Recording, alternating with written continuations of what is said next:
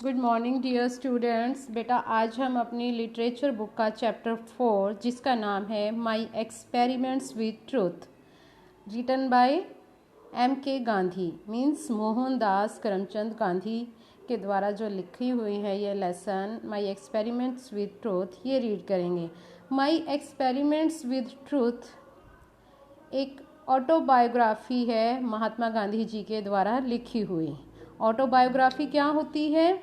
एक पर्सन जब अपनी ही लाइफ के बारे में, अपनी ही लाइफ के एक्सपीरियंसेस के बारे में खुद अपने ऊपर एक बुक लिखता है, दैट इज़ कॉल्ड ऑटोबायोग्राफी।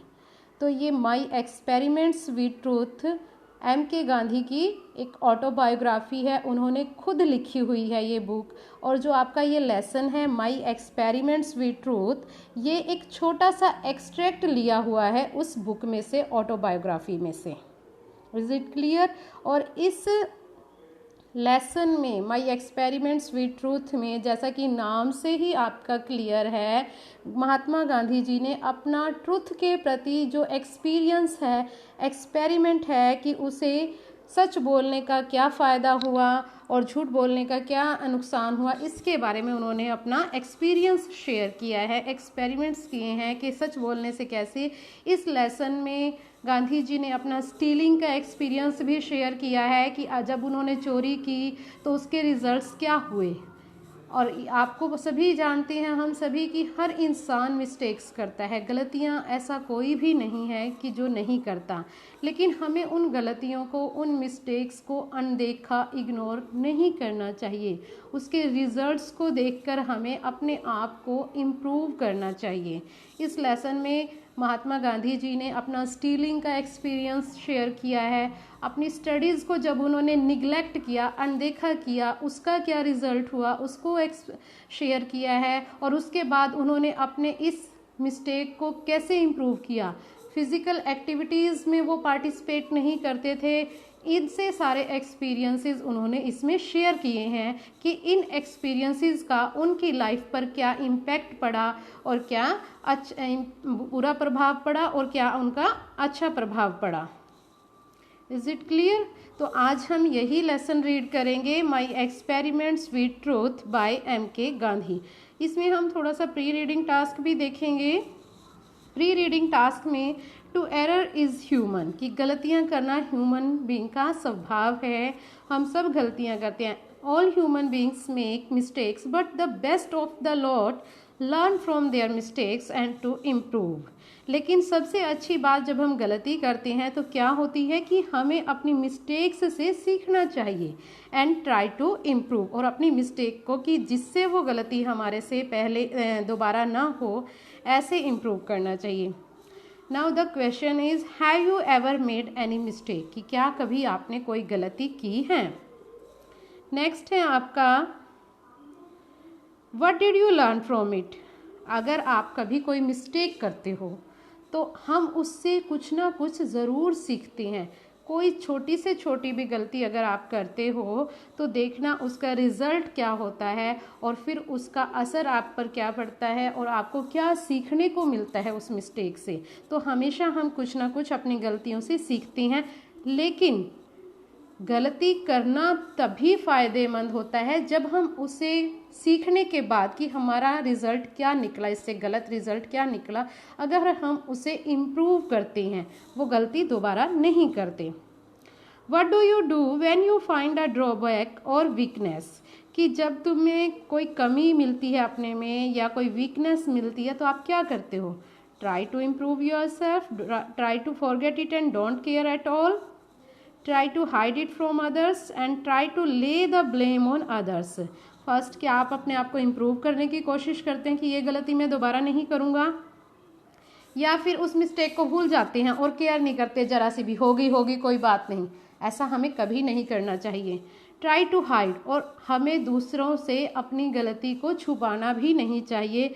अगर हम किसी से, फैमिली मेम्बर से या किसी से भी अपनी मिस्टेक को छुपाते हैं तो हमें उसके बदले हमेशा और आगे आगे झूठ बोलना पड़ता है। तो इसलिए हमें अपनी मिस्टेक्स को भी कभी नहीं छुपाना चाहिए दूसरों से। ट्राई टू ले ब्लेम ऑन अदर्स, या फिर दूसरों पर ब्लेम लगा देते हैं, दोष लगाते हैं कि मुझसे तो इसने करवाया ये काम। ये भी हमें कभी नहीं करना चाहिए। कोई हमें फोर्स नहीं करता मिस्टेक्स करने के लिए, ये हमारा ही माइंड होता है जो हम गलतियां करते हैं। तो इसलिए हमें क्या करना चाहिए? Which option is correct from all of this?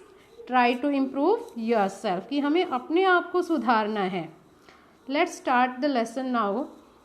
Now read this extract from गांधीजी's autobiography, My Experiments with Truth. ये extract some part of the book autobiography of Mahatma Gandhi ji, My Experiments with Truth से लिया गया, और अब हम इसे रीड करेंगे। महात्मा गांधी जी ने इसमें अपने एक्सपेरिमेंट्स शेयर किए हैं, स्टीलिंग के, ट्रूथफुलनेस के और मिस्टेक्स से उन्होंने क्या सीखा। I must have been about 7 when I was put into a primary school, and I can well recollect those days, including the names and other particulars of the teachers who taught me. I must have been about 7 means कि मैं लगभग 7 years का होऊंगा जब मुझे एक primary school में डाल दिया गया, put into a primary school, and I can well recollect होता है पुरानी बातों को याद करना। जब आप स्टार्टिंग में आपने स्कूल में एडमिशन लिया था, जब प्राइमरी स्कूल में आप छोटे से आए थे, तो वो कहता है कि मैं उन बातों को अच्छी तरह से, उन दिनों को अच्छी तरह से याद कर सकता हूँ। Including the names and the other particulars of the teachers who taught me, यहाँ तक कि उनके नेम्स और बातें जो टीचर्स के साथ होती थी, या कोई ख़ास बात, कोई ख़ास चीज़ उनके बारे में जो मुझे पढ़ाता था, कि मैं उनके नाम्स भी जानता हूँ, अभी भी रिकलेक्ट कर सकता हूँ। I do not remember having ever told a lie either to my teachers or to my schoolmates. I used to be very shy and avoided all company. I do not remember, कि मुझे याद नहीं आ रहा कि मैंने क्या कभी झूठ भी बोला था। Ever told a lie either to my teachers, या तो मेरे टीचर्स और या मेरे क्लासमेट से, मीन्स मुझे नहीं लगता कि मैंने कभी झूठ बोला था। कौन बोल रहा है? आई कौन है यहाँ पर? महात्मा गांधी जी, वो अपना एक्सपीरियंस शेयर कर रहे हैं यहाँ पर। I use to be very shy, shy क्या होता है? शर्मीले नेचर का, कि मैं बहुत ही ज़्यादा शर्मीला हुआ करता था। एंड अवॉइडेड ऑल कंपनी, और किसी भी तरह की संगत से बचता था, मीन्स मैं किसी के साथ मिक्सअप नहीं होता था और शाई नेचर का था। My books and my lessons were my sole companion, मेरी बुक्स और जो मेरे लेसन्स थे उनमें, बुक्स में, वो ही मेरे कंपेनियन, साथी। सोल मीन्स एकमात्र, सिर्फ, only these books and lessons were his companions, साथी थे। To be at school at the stroke of the hour and to run back home as soon as the school closed. That was my daily habit. कि जैसे ही school hours ख़त्म होते थे, and to run back home, और वापस आना, मतलब to be at school at the stroke of the hour, जैसे ही स्कूल स्टार्ट होता था तो स्कूल में पूरे टाइम पर, और जैसे ही स्कूल बंद होता था सीधे घर वापस आना। That was my daily habit, और ये मेरी डेली की हैबिट थी। 2 incidents belonging to this period have always clung to my memory. Clung means held on closely, जो चीज़ हमारे माइंड पर बिल्कुल एकदम से, कहते हैं ना, छाप छोड़ दे या चिपक जाए, कि हाँ वो बात हमें हमेशा याद रहती है। इसमें गांधी जी ने अपना जो बुक्स रीड की, प्ले क्या होता है? नाटक, जो रीड किए, उनकी लाइफ पर क्या असर पड़ा वो भी शेयर किया है। तो इनमें 2 बुक्स हैं जो महात्मा गांधी जी ने रीड की, उन बुक्स के नाम देखेंगे हम, और उससे उनकी लाइफ पर क्या इम्पैक्ट पड़ा, क्या असर पड़ा, वो भी हम इसमें रीड करेंगे। 2 इंसिडेंट्स, की 2 incident belonging to this period, my childhood period, childhood की बात चल रही है यहाँ पर महात्मा गांधी के, have always clung to my memory, कि मेरी यादों के साथ हमेशा रहते थे 2 experience. As a rule I had a distaste for any reading beyond my school books, कि एज अ रूल के मुताबिक कि मेरा बहुत डिस्टेस्ट था, मतलब डिस्टेस्ट, जैसा कि मैं सिर्फ स्कूल बुक्स रीड करना पसंद करता था, लेकिन स्कूल बुक्स से अलग अगर मुझे कभी कोई बुक रीड करने के लिए कहा जाता था तो मैं अपना इंटरेस्ट उसमें शो नहीं करता था। मीन्स वो स्कूल बुक्स के अलावा और बुक्स पढ़ना पसंद नहीं करते थे। But somehow my eyes fell on a book purchased bye my father. Purchased खरीदी हुई, लेकिन कैसे ही करके मेरी जो नज़र है, फेल आई ऑन नज़र पड़ना, एक बुक पर जो मेरे फादर ने खरीदी थी उस पर पड़ी। It was Shravana Pitrubhakti Nataka, a play about Shravan's devotion to his parents. क्या था बुक का नाम? श्रवणा पितृभक्ति नाटक। ये एक प्ले था, नाटक था। आपने श्रवण की स्टोरी सुनी होगी, जो अपने माता पिता को, अंधे माता पिता को तराजू में बिठाकर चारों धाम की तीर्थ यात्रा करवाते हैं। तो इसके ऊपर उनकी नज़र पड़ी, जो कि महात्मा गांधी जी की, जो उनके फादर ने खरीदी हुई थी। I read it with intense interest, कि मैंने इसे पढ़ा बहुत गहरे इंटरेस्ट के साथ। मीन्स उन्होंने हर एक बुक का पेज बड़े इंटरेस्ट के साथ पढ़ा। इंटेंस बहुत ज़्यादा डिज़ायर के साथ, इंटेंस डिज़ायर के साथ। One picture in the book showed Shravana carrying his parents on pilgrimage. Pilgrimage क्या होता है? तीर्थ यात्रा। A journey to a holy place. नीचे आपको वर्ड मीनिंग्स दिए गए हैं। होली प्लेस, पवित्र स्थान की जो यात्रा की जाती है। तो वो इस लाइन में क्या कह रहे हैं कि वन पिक्चर, बुक में एक ऐसी पिक्चर थी जिसमें श्रवण अपने पेरेंट्स को उठाए हुए था ऑन अ पिलग्रिमेज। श्रवण और यात्रा करवा रहा था होली प्लेस की। The book and the picture left N undying impression on my mind, कि जो वो बुक थी और उसमें जो पिक्चर्स थी वो मेरे माइंड पर अनडाइंग, कभी ना ख़त्म होने वाला इम्प्रेशन छोड़ गई। Here is an example for you to copy, I said to myself. मैंने अपने आप से कहा कि ये आपके लिए एग्जाम्पल है। वो अपने आप से कह रहा है कि ये मेरे लिए एक एग्जाम्पल है, इसे कॉपी करना, कि मुझे अपने पेरेंट्स की भी ऐसे ही सेवा करनी चाहिए। तो बेटा इस पैसेज में वन बुक का नाम आया है। आगे आपको ये क्वेश्चन भी आएंगे कि which two books inspired Gandhi ji a lot. First book हमने क्या की? Shravana Pitrubhakti Nataka. And the another similar play Harishchandra. Harishchandra के बारे में भी आपने सुना होगा। कैप्चर्ड माई हार्ट, कि दूसरा जो प्ले था, ये दोनों प्ले हैं, बुक्स हैं, नाटक हैं ये। कैप्चर्ड माई हार्ट, कि ये दूसरा जो प्ले था हरीशचंद्र, उसने भी मेरे हार्ट को कैच किया। Y should not all be truthful like Harishchandra. Harishchandra के बारे में एक प्ले में है कि वो बहुत ही सत्यवादी थे, सच बोलने वाले थे। चाहे उसे आग में खड़ा कर दिया जाए, लेकिन वो हमेशा सच बोलते थे। ठीक है, हम क्या करते हैं, कई बार सिचुएशन के अकॉर्डिंग अपने झूठ सच को चेंज कर लेते हैं, लेकिन हरीशचंद्र जी ऐसे थे जो किसी भी सिचुएशन में झूठ नहीं बोलते थे, हमेशा वो सच बोलते थे।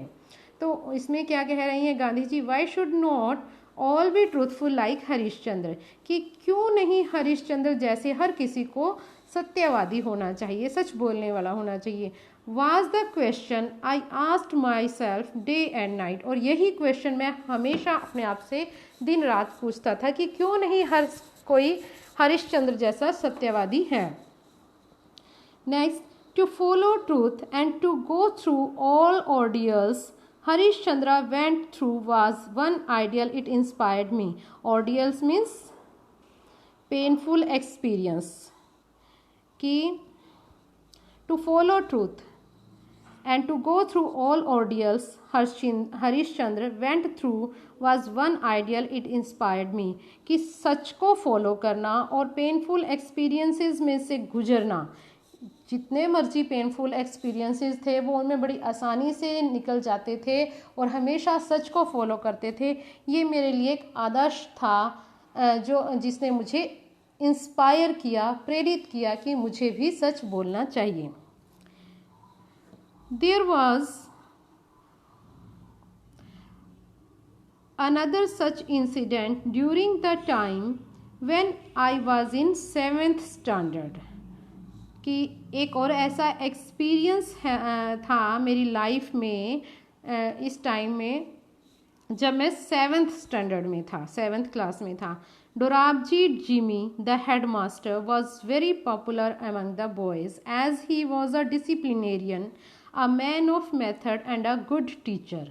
कि जो हेड मास्टर थे उनके उस टाइम स्कूल में डोराबजी जिमी बहुत पॉपुलर थे बॉयज़ के बीच में. As he was a disciplinarian, कि वो बहुत ही डिसिप्लिन मेंटेन पसंद करते थे, डिसिप्लिन पसंद करते थे. अ man of method and a good teacher, मतलब एक good teacher, man of method को आप कह सकते हो कि तौर तरीकों वाला इंसान, बिल्कुल फुल पंक्चुअल, डिसिप्लिन, इस तरह के वो हेड मास्टर थे. He had made gymnastics and cricket compulsory and I dislike both. और जो हेडमास्टर थे उनके डोराबजी जी में, उन्होंने जिम्नास्टिक और क्रिकेट को बॉयज़ में हर किसी के लिए कंपल्सरी कर दिया था कि ये आपने करना ही करना है, पार्टिसिपेट इसमें. एंड आई डिसलाइक बोथ, और मैं दोनों को नापसंद करता था. I never took part in any exercise before they were made compulsory, कि मैंने कभी भी किसी भी एक्सरसाइज में पार्टिसिपेट नहीं किया था जब तक वो कंपलसरी नहीं हो गए थे. मीन्स जब टीचर ने, हेडमास्टर ने इनको कंपलसरी कर दिया, इससे पहले उन्होंने कभी उसमें पार्टिसिपेट नहीं किया था, जिम्नास्टिक्स में, क्रिकेट में या किसी एनी फिजिकल एक्टिविटी में. I then had the false notion that gymnastic had nothing to do with education. और उस टाइम महात्मा गांधी जी कहते हैं कि मेरे माइंड में एक फॉल्स, झूठी धारणा बनी हुई थी. नोशन मीन्स धारणा, फॉल्स, झूठी धारणा, कि जिम्नास्टिक्स का एजुकेशन के साथ कोई मैच नहीं है. मीन्स अगर आप जिम्नास्टिक और फिजिकल एक्टिविटीज़, स्पोर्ट्स में पार्टिसिपेट करते हो तो आपकी स्टडीज़ जो है इफ़ेक्ट होती है. तो इस तरह की उनकी धारणा थी कुछ. Today I know that physical training is as important as mental training. और आज मुझे पता चला है, गांधी जी बोल रहे हैं इस टाइम जब वो बुक लिख रहे हैं, कि जब मैं छोटा था तो मुझे लगता था कि जिम्नास्टिक कुछ भी नहीं है, एजुकेशन इफ़ेक्ट करती है इससे. लेकिन जब वो बुक लिख रहे हैं तो वो कहते हैं कि आज मुझे पता चला कि फ़िज़िकल ट्रेनिंग भी उतनी ही इम्पॉर्टेंट है जितनी कि mental training. The reason for my dislike for gymnastics was my keen desire to serve as nurse to my father. कि जो मेरा रीज़न था जिम्नास्टिक्स को डिसलाइक करने का, ना पसंद करने का, वो क्या था? कीन डिज़ायर, मेरी तीव्र इच्छा थी अपने फादर की एक नर्स की तरह सेवा करना. गांधी जी क्या चाहते थे? जैसा उन्होंने श्रवणापित्र भक्ति नाटक रीड किया था, श्रवण की तरह अपने फादर की और अपने फादर की सेवा करना. Is it clear? और उन्हें लगता था कि अगर वो स्टडी के बाद अपना फिज़िकल एक्टिविटीज़ में पार्टिसिपेट करेंगे तो उन्हें वहाँ पर टाइम देना पड़ेगा, और जिससे कि वो अपने फादर की जो है, फादर को सर्व नहीं कर सकेंगे, अपने फादर की सेवा नहीं कर सकेंगे श्रवण की तरह. As soon as the school close, जैसे ही स्कूल बंद होता था, I would hurry home and begin serving him. मैं जल्दी से घर पहुंचता और अपना फादर की सेवा करना शुरू कर देता था. Now it happen that one Saturday I had to go from home to the school for gymnastic at 4 o'clock in the afternoon. अब एक दिन क्या घटना घटी सैटरडे को, कि मुझे घर से स्कूल जाना था जिम्नास्टिक के लिए at about 4 o'clock in the afternoon. Afternoon, दोपहर बाद 4 बजे के करीब उसे जिम्नास्टिक में पार्टिसिपेट करने के लिए जाना था. आई हैड नो वॉच, और मेरे पास कोई वॉच नहीं थी. And the clouds deceived me. Clouds धोखा, क्लाउड्स बादल, डिसीव मीन्स धोखा देना, कि मेरे पास वॉच तो नहीं थी और बादल जो है मुझे धोखा दे गए. तो पहले क्या होता था कि हमारे घरों में वॉचेस कम होती थी, बहुत रेयर घर में वॉच होती थी, बल्कि होती ही नहीं थी. तो जो लोग थे वो बादलों को देखकर, सूरज को देखकर टाइम का अंदाज़ा लगाते थे कि ये सुबह है, अब 10 बज रहे होंगे, दोपहर का टाइम हो गया, आफ्टरनून हो गया. इस तरह से वो अंदाज़ा लगाया करते थे. इसी तरह से महात्मा गांधी जी के पास भी वॉच नहीं थी, और क्लाउड्स जो है वो उन्हें धोखा दे गए, मीन्स बादलों की वजह से उन्हें टाइम का पता ही नहीं चला. When I reach the school all the boys had already left. और गांधी जी इतने लेट हो गए थे कि जब वो स्कूल पहुंचे तो बाकी जो सभी बॉयज़ थे वो छोड़ गए थे, स्कूल से लेफ्ट हो गए थे, चले गए थे, मीन्स अपनी एक्सरसाइज करके। The next day on being asked the reason for absence I told mister Jimmy what had happened. अगले दिन जब मुझसे पूछा गया हेडमास्टर के द्वारा कि रीज़न क्या है आपकी एब्सेंस का, मैंने हेडमास्टर मिस्टर जिमी को बताया कि क्या घटना घटी थी। He refuse to believe me, और उन्होंने मुझ पर विश्वास करने से मना कर दिया कि आप झूठ बोल रहे हो। I was convicting of lying, और मुझ पर झूठ बोलने का आरोप लगा। दैट डीपली पेन्ड मी, और इससे मुझे बहुत ज़्यादा दर्द हुआ कि मैं सच बोल रहा हूँ। क्यों? हेडमास्टर ने भी क्यों रिफ्यूज़ कर दिया होगा? क्योंकि गांधी जी पहले ही अपना इंटरेस्ट नहीं शो करते थे, और आज वो वॉच की वजह से, घड़ी ना होने की वजह से लेट हो गई, और हेडमास्टर ने उनको पर विश्वास करना मना कर दिया कि आप झूठ बोल रहे हो। और इस तरह से सच बोलने के बावजूद भी उन्हें जब लाइंग, झूठ का आरोप लगा तो उन्हें बहुत पेन हुआ। How was I to prove my innocence? अब क्वेश्चन ये था कि मैं अपनी इनोसेंस को कैसे प्रूव कर सकता था। देयर वॉज नो वे, और कोई रास्ता नहीं था। I learn that a man of truth must also be a man of care. और उस दिन मैंने सीखा कि एक सच्चे इंसान को केयरफुल पर्सन भी ज़रूर होना चाहिए, केयर करनी चाहिए थी कि मुझे टाइम, अगर मेरे पास वॉच नहीं थी, कहीं और से देख के मुझे टाइम से पहुंचना चाहिए था school. This was the first and last instance of my carelessness in school.